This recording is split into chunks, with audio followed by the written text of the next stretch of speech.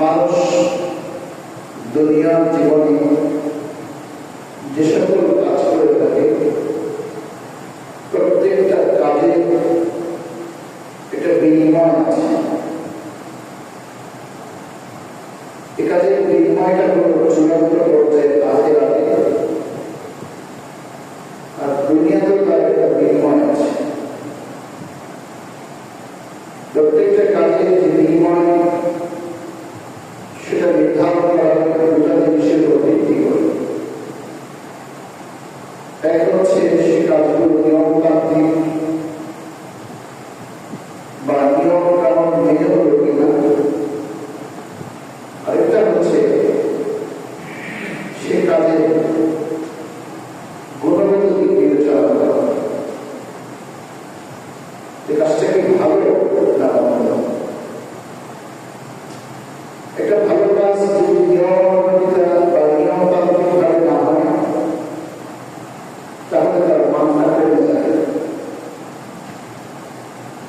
আরেকটা মন্দ কাজ এমনিতেও বাতিল, গ্রহণযোগ্য নয়, যদিও সেটাকে মন্দ লাগে বা অন্যায় যদি নিয়মতান্ত্রিক ভাবে করা হয় তাহলে সেটা গ্রহণযোগ্য।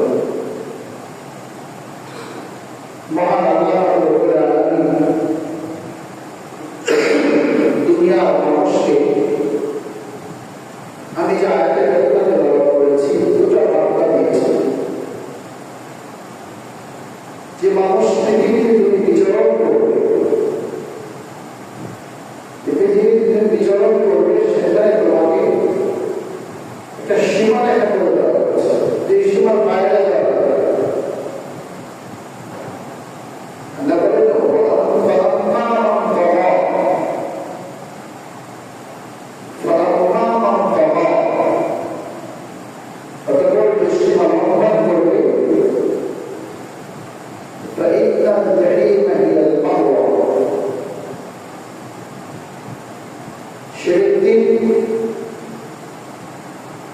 আশ্রয়স্থল বা তার জায়গাটা হতে জাহান্নাম।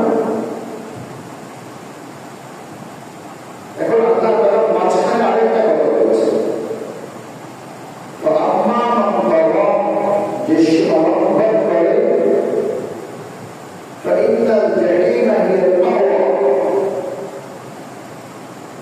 সীমা লঙ্ঘনকারীকে আল্লাহ তাআলা জাহান্নাম দিবেন। এটা এই আয়াতে দুইটা অংশে একবার স্পষ্ট করে বলা হয়েছে।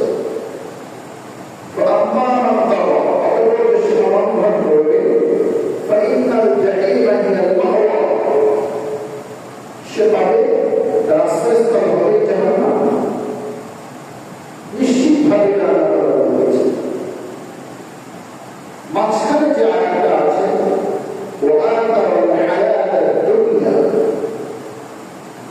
সীমালঙ্ঘনটা করলেন। আল্লাহ বলেন যে ব্যক্তি দুনিয়াকে প্রাধান্য, অর্থাৎ দুনিয়ার প্রভাব, দুনিয়ার প্রতি আসক্তি, দুনিয়ার প্রতি ভালোবাসা এত প্রবল, এতটাই প্রবল যে দুনিয়া অর্জন করতে গিয়ে সে সীমালঙ্ঘন করে। আল্লাহ তাআলার যে বিধান আছে সে বিধানকে সে লঙ্ঘন করে, এমনকি দুনিয়ার যে রীতি আছে সেটাকেও সে লঙ্ঘন করে। আল্লাহ পাকের বিধান লঙ্ঘন করে এমন মানুষ অনেক আছে। এমনকি পৃথিবীতে যে সকল মানুষ মানুষের আইন প্রণয়ন করেছে সেটাকে মানুষ যেমন সহজে আইনকে লঙ্ঘন করে, মানুষ তার স্রষ্টার যে বিধান আছে সেটাকে লঙ্ঘন করে।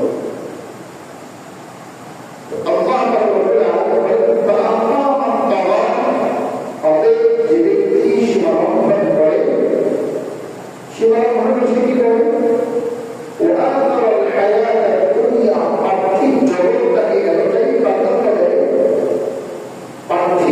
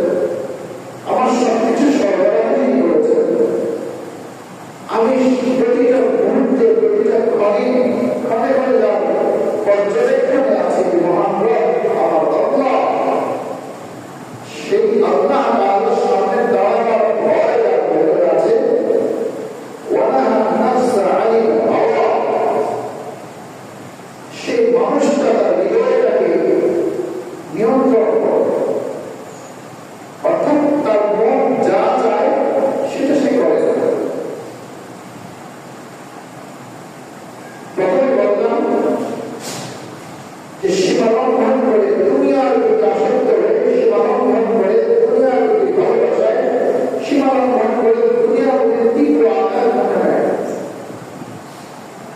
ফলে তার ফলাফল হচ্ছে জাহান্নাম রাস্তায় হবে। এবার আল্লাহ বলছেন আল্লাহর সামনে দাঁড়াবার ভয় যার ভিতরে আছে সে নিজের মনটাকে নিয়ন্ত্রণ করে, অর্থাৎ মন যা চায় তা সে করে না। যে ব্যক্তি নিজের মনকে নিয়ন্ত্রণ করতে পারে আল্লাহ আমার লোকের আরামে বলেন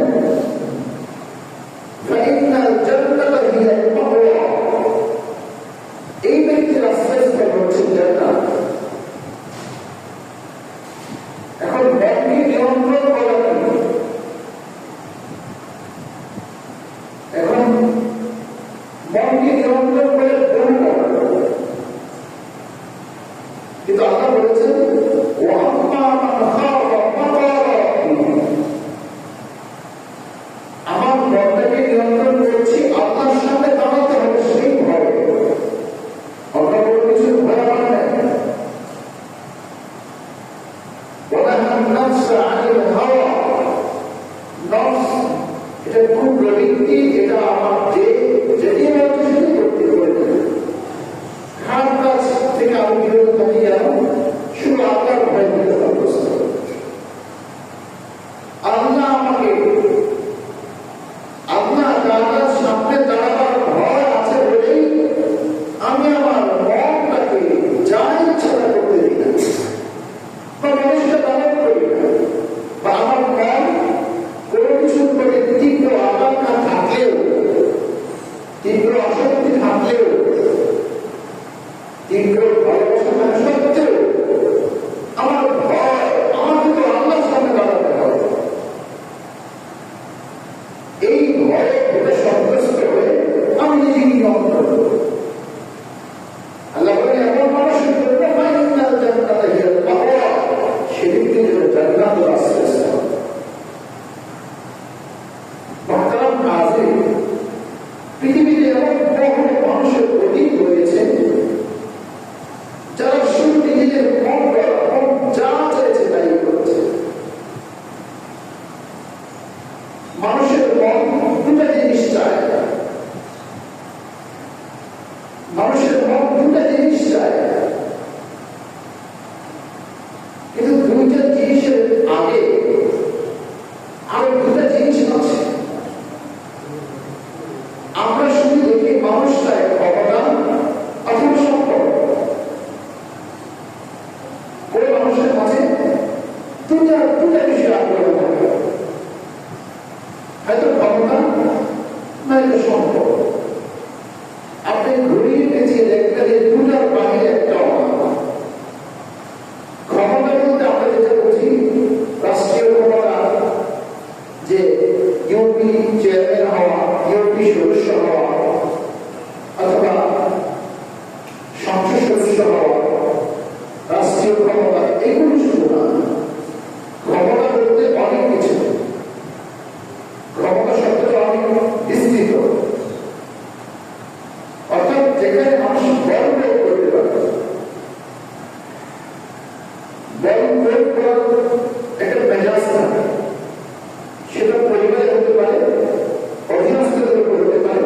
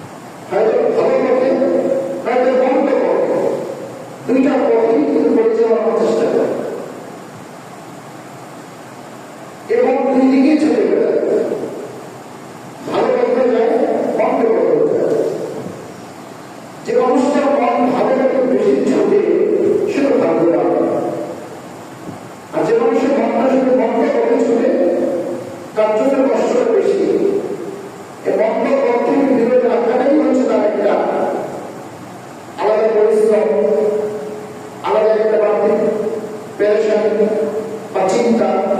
আর ওই ব্যক্তির জন্য আমরা বলেছেন ফাইনাল জান্নাতে গিয়ে পাবো, যে কষ্ট করে নিজের মনটা খারাপ দিকে যাচ্ছে কিন্তু নিয়ন্ত্রণ করছে না, সেদিকে যাওয়া যাবে না। এই মনটা পাতলা ঘোড়া করে ছুটতে যায়, সে ছুটতে দেয় না, নিজেকে নিয়ন্ত্রণ করে। পাতলা ঘোড়া করে ছুটতে যাওয়া মনটাকে সে নিয়ন্ত্রণ করে। ওই ব্যক্তির জন্য বলা হয়েছে ফাইনাল জান্নাতে গিয়ে পাবো, সেটা আমরা আস্তে আস্তে জান্নাত পাবো। জাহান্নামের পরিবর্তে আস্তে আস্তে জান্নাত পাবো। এখন আমরা আমাদের মনটাকে কতটুকু নিয়ন্ত্রণ করতে পেরেছি? আমরা আমাদের মনকে কতটুকু নিয়ন্ত্রণ করতে পেরেছি?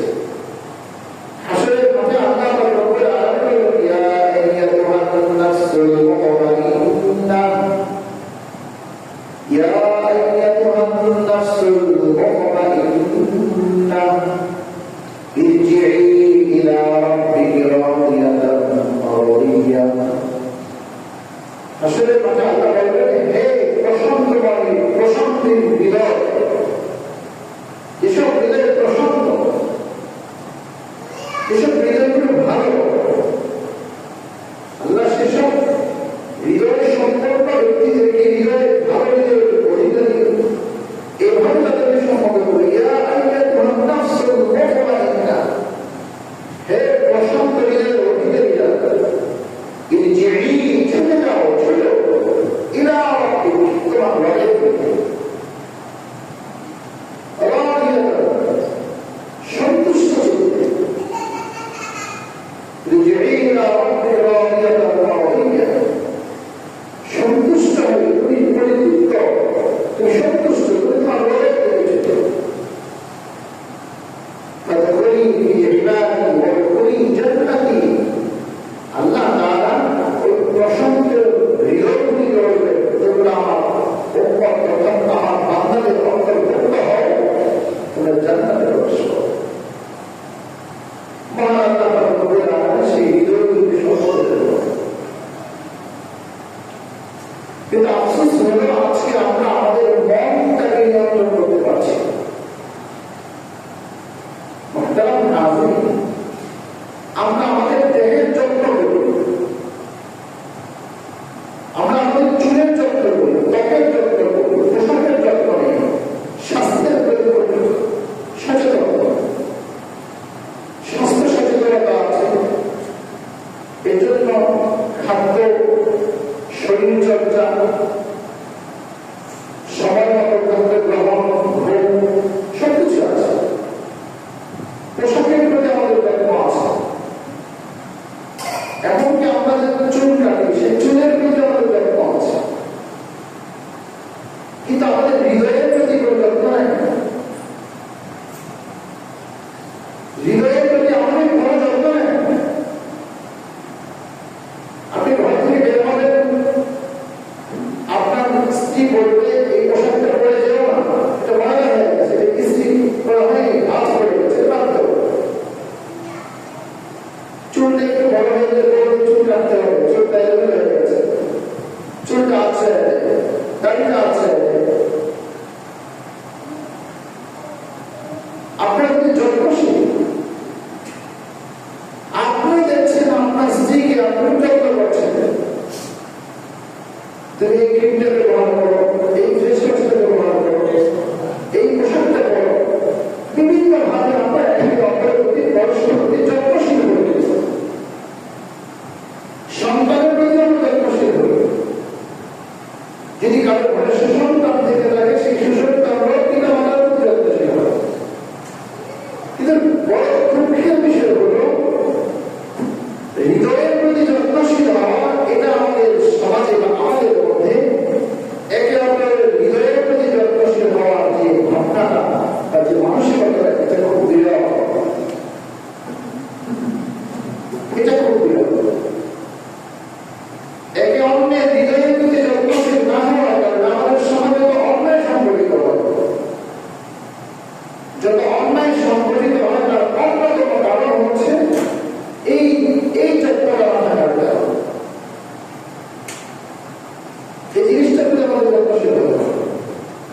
যার কারণে আমি আমার আলোচ্য বিষয়টা এগিয়ে ধরেছি, এই পরিপ্রেক্ষিতে আয়াতে কারিমা তেলাওয়াত করেছি। আল্লাহ এটা বলছেন তো, আম্মা মান তাগা ওয়া আতারাল হায়াতাদ দুনিয়া, সীমালঙ্ঘন করে দুনিয়ার প্রতি আসক্ত হওয়া, ফাইন্নাল জাহিমা হিয়াল মাওয়া, সীমালঙ্ঘন করে দুনিয়ার প্রতি আসক্ত হলে আশ্রয়স্থল জাহান্নাম। ওয়া আম্মা মান খাফা মাকাম রাব্বিহি ওয়া নাহা আন-নাফসা আনিল হাওয়া, পক্ষান্তরে উল্টোটা বলা হচ্ছে যে আল্লাহর ভয়ে ভীত সন্তুষ্ট হয়ে তার সামনে দাঁড়াবার ভয় হৃদয়ে ধারণ করে হৃদয়টাকে নিয়ন্ত্রণ যদি করা হয়, ফাইন্নাল জান্নাতা হিয়াল মাওয়া, আল্লাহ বলেন তার আশ্রয়স্থল জান্নাত। এখন আমরা হৃদয়ের নিয়ন্ত্রণ করব কি করে? মুহতারাম হাজির, হৃদয়ের নিয়ন্ত্রণ হচ্ছে প্রতিটা ক্ষেত্রে মহান আল্লাহ পাকের বিধান কি এটাকে লক্ষ্য করা, এটাকে মানা। আপনি যেখানে যাবেন, আপনার কাছে একটা মানুষ একটা প্রস্তাব করবে সহযোগিতা চাইবে, যেমন ধরেন একটা ভিক্ষুক আপনার কাছে হাত পাতল যে আমি একটা সমস্যায় পড়েছি, আপনার আমাকে 500 টাকা, আপনার পকেটে 1000 টাকা আছে, আপনি বাজার করতে আসছেন, লোকটা চেয়েছে আপনার কাছে 500 টাকা, কিন্তু আপনি বাজারে যে তালিকা নিয়ে আসছেন সেই টাকাটা আপনার ঘর থেকে আপনার ফ্যামিলি থেকে আপনাকে 800 টাকার বাজারের তালিকা দিয়েছে, অতিরিক্ত টাকা আছে 200 টাকা। আপনি বাড়ি যাবেন, আপনার পকেট খরচ আছে, তো ভিক্ষুক আপনার কাছে চেয়েছে 500 টাকা, আপনি কিভাবে দেবেন? এখন আপনাকে এই চিন্তা করেন, ভাবেন যে আমার কাছে বাজারের তালিকা আছে 800 টাকা, আমি আমার বাড়ি যেতে পারবো, আমার কিছু খরচও আছে, সেটা চেয়েছে 500 টাকা, আমি যদি 500 টাকা দিয়ে দিই তাহলে আমার ঘরে তার বাজার নিয়ে দেওয়া হবে না, তাকে দাম করবো কিভাবে? এই ক্ষেত্রে আমরা নিজের ভাবনা মন সব নিয়ন্ত্রণ করতে না 500 টাকা দেওয়া যাবে। যদি মনটা যদি দানশীলতার হয়, যারা দান করতে চায় সেই চিন্তাটা করে যে না আমি কিভাবে তাকে 500 টাকা দেবো, তখন দেখা গেছে মানিব্যাগ চেক করে যদি 10 টাকা থাকে বাস দিয়ে বলবে তো কোনো কথা নিয়ে চলে যাবে। আর যদি দান করার মানসিকতা না থাকে ব্যাস 5 টাকা চলে যাবে, কেউ কেউ খারাপ ব্যবহার করবে। এই যে এই জায়গাটা আমি সীমা লঙ্ঘন করছি না কেন? কারণ আমি জানি দান করার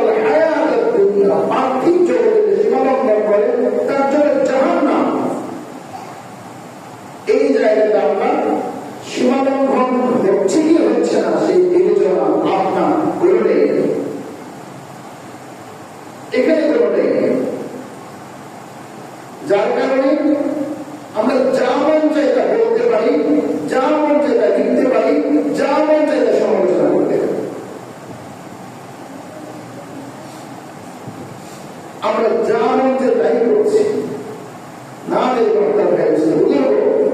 আল্লাহ এই জন্যই আয়াতটার মধ্যে বলেন সীমা লঙ্ঘন করে দুনিয়াটাকে যদি প্রাধান্য দিলা সেই জাহান্নাম যেমন আস্তে আস্তে হবে ভালো করে বানাতে হয়। আবার বললেন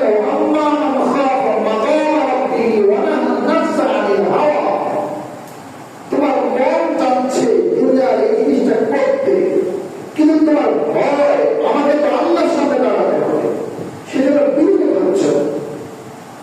তোমার মন চাচ্ছে এতটুকু এই কাজটা করতে, ওই জায়গায় যাইতে, কিন্তু আপনি পাচ্ছ না কেন, আমি পাচ্ছি না কেন, আমাকে তো আল্লাহর সাথে দাঁড়াতে হবে।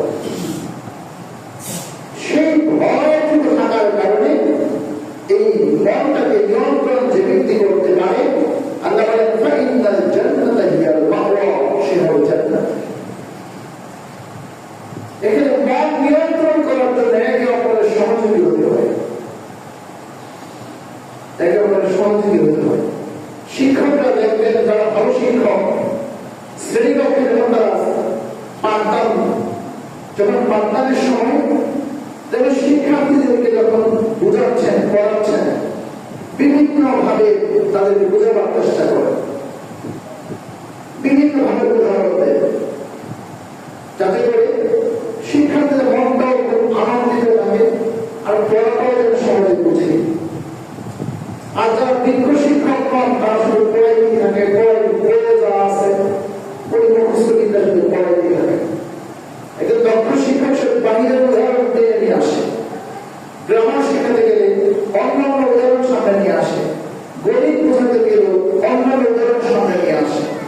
যে কোনো সাবজেক্টে হোক, যে কোনো বিষয় হোক, যখন পড়াতে যায় আগে চিন্তা করে আসলে শ্রেণীকক্ষের শিক্ষার্থীদের মনোযোগ কিভাবে আমার দিকে থাকে সেটা পারতাম।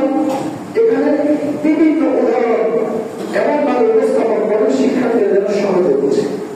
তাই কখনো কোনো নাটকের ডায়লগ সামনে নিয়ে আসছে, কোন সাহিত্যের কোন একটা অংশ নিয়ে আসছে, কোন কবিতার কোন কবির কোন একটা চরণ নিয়ে আসছে, বিভিন্ন ভাবে তাকে বোঝানোর চেষ্টা করে। এটা হলো শিক্ষকের মনোযোগটা ঠিক রাখার জন্য, শিক্ষার্থীর মেধায় এই পাঠদান এই ক্লাসের পড়াটাকে ঢুকায় দেওয়ার জন্য।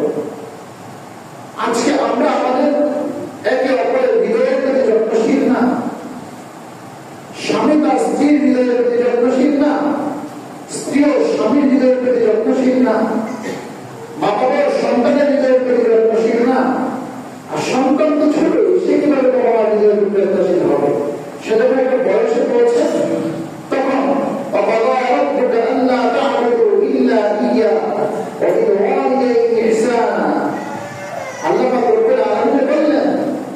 তুমি তোমার বাবা মা, তোমার রবের ইবাদত করো, তোমার বাবা মায়ের প্রতি সচেতন যত্নশীল হও। এটা আল্লাহর নির্দেশ। বাবা মা যখন বয়স্ক হয়, বার্ধক্য পরিণত হন, তখন তাদের হৃদয়ের প্রতি যত্নশীল হতে বলা হচ্ছে। এই যে সমাজে অপরাধগুলো হচ্ছে, সোশ্যাল মিডিয়াতে আমরা দেখছি, ছড়াচ্ছি, এটা খুব ভালো জিনিস না, এটা খুব ভালো জিনিস না। যা হচ্ছে এটা অন্যায়, এটা অপরাধ। যা ছড়ছে, যা ছড়ানো হচ্ছে, এটা অন্যায়। যে কোনো ঘটনা আমরা দেখছি, শুনছি, এটা যেমন অন্যায়, এই ঘটনাকে যেমন ছড়ানো হচ্ছে আর শোনানো হচ্ছে, এটাও অন্যায়। ইসলাম দুটোটাকেই কিন্তু সমর্থন করে না, উভয়টাই ঘৃণিত কাজ, উভয়টাই অন্যায়, উভয়টাই অন্যায়। এটা আমাদের জানতে হবে।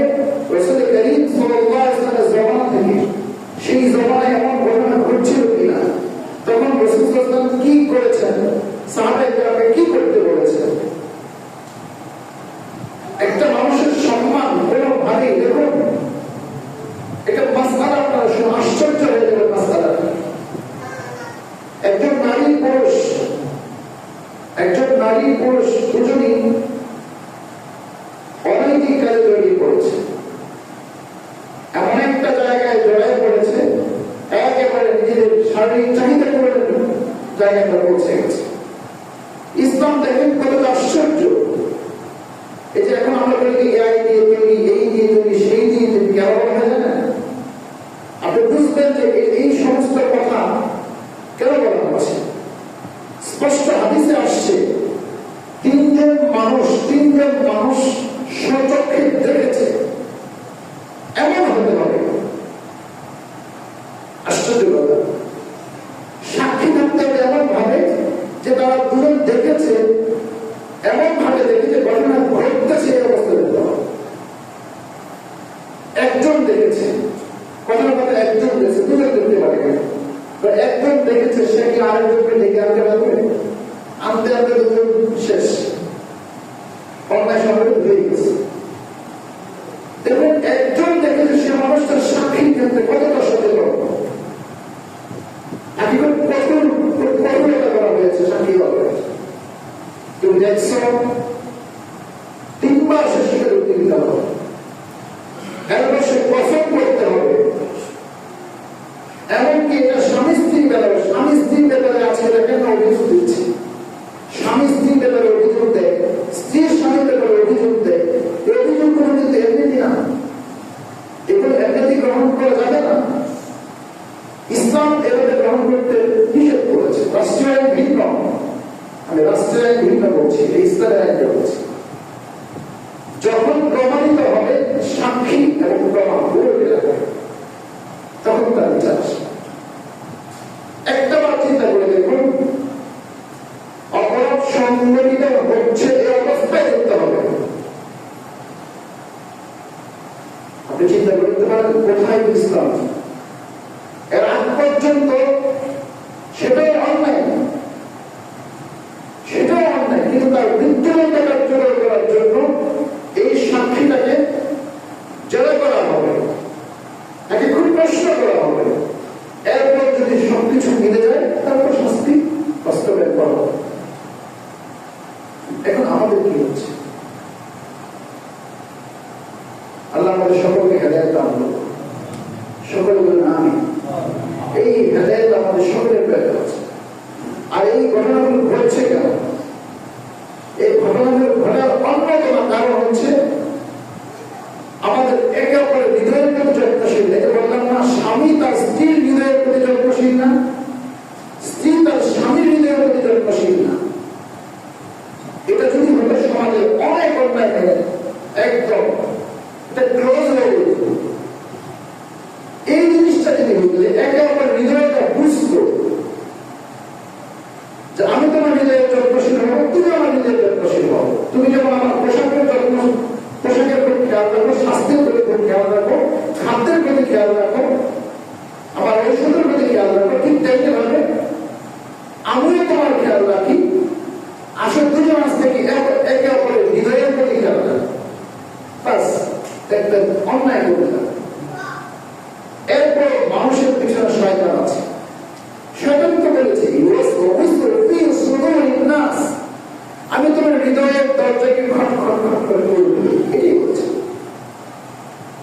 মানুষের হৃদয়ের দরজাকে সে খট খট করবে, এটাই শুধু এটাই বলেছে আল্লাহ। আর আল্লাহ কি বলেছেন?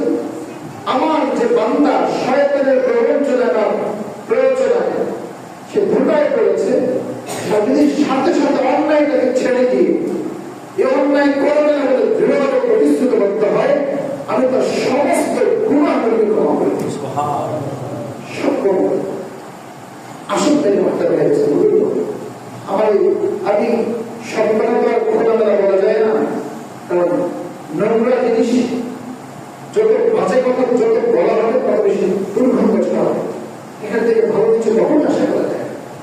এজন্য যতটুকু বলেছে আশা করি আপনারা বুঝতে পেরেছেন।